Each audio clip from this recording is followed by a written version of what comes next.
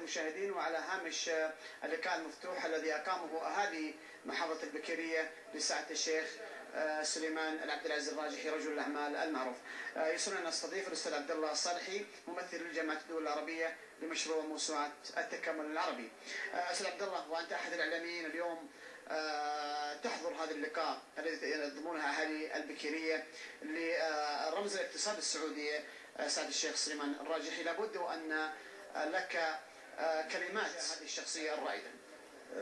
في البداية ما في شك أن حضور شخصية مثل شخصية الشيخ سليمان الراجحي واللقاء مع الجمهور وأهالي المحافظة القصيم له دور كبير لإعطاء الحاضرين تجربة الشيخ سليمان.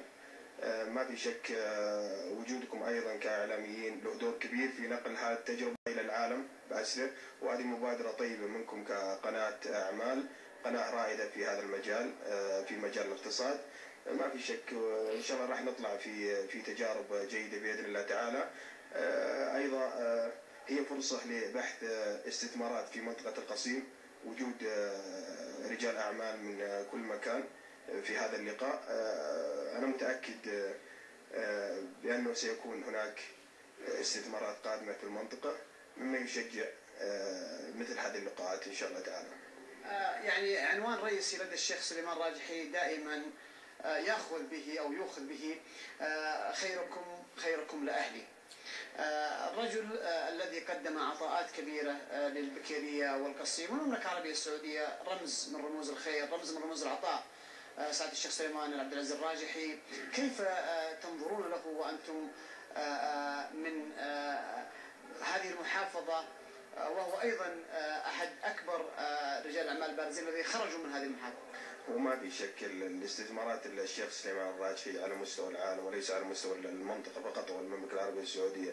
هناك استثمارات كثيرة هنا داخل المنطقة، داخل منطقة القصيم، ومنها جامعة الشيخ سليمان الراجحي الأهلية الغير ربحية، جامعة بإذن الله تعالى ستقدم الكثير لأهل المنطقة. أيضا هناك مشاريع قادمة بإذن الله تعالى، ونتمنى من رجال الأعمال الآخرين أنه يحذون حذو الشيخ سليمان، متمنين للجميع التوفيق بإذن الله تعالى لما في خير أمتنا الإسلامية والعربية بإذن الله تعالى.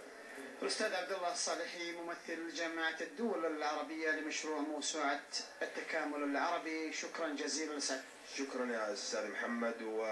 وهذه زي ما تفضلت بالأول أنه بادرة طيبة منكم، أنتم تكبدتوا عن السفر. في الأمس كنت في جدة، في المنطقة الشرقية، في الرياض، في كل مكان متواجدين.